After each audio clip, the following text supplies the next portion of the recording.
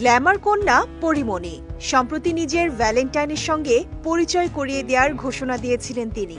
এরপর 15 ফেব্রুয়ারি দিবাগত রাতে ফেসবুক লাইভে এসে রীতিমতো হইচই ফেলে দেন এই নায়িকা।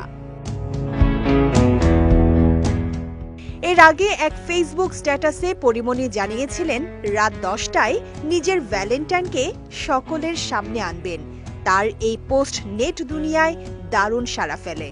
প্রতিশ্রুতি অনুযায়ী লাইভে আসার মাত্র 1 ঘন্টায় তার সঙ্গে যুক্ত হন প্রায় 1.1 মিলিয়ন ভক্ত অনুরাগী।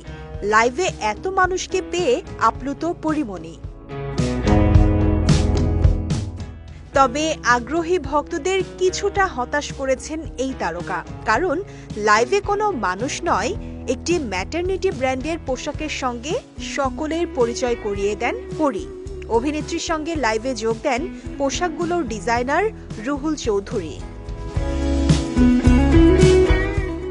বডি বাই পরি নামের এই ম্যাটারনিটি ওয়্যার ব্র্যান্ডটির সঙ্গে পরিমণির আবেগ জড়িয়ে আছে। নিজের মাতৃত্বকালীন ফ্যাশন স্ট্রাগল আর সে সময় স্টাইলিশ অথচ আরামদায়ক কিছু পরার তাগিদের স্মৃতি থেকেই এই প্রজেক্টের সঙ্গে পরিযুক্ত হয়েছেন বলেও জানান তিনি।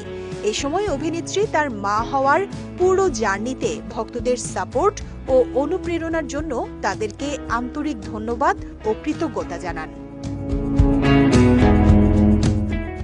সম্প্রতি গোলাপ শিরোনামের নতুন একটি সিনেমায় যুক্ত হয়েছেন চিত্রনায়িকা পরিমণি। এতে তার বিপরীতে অভিনয় করছেন অভিনেতা নীরব হোসেন। প্রথমবারের মতো রূপালী পর্দায় জুটি বাঁধছেন এই দুই তারকা।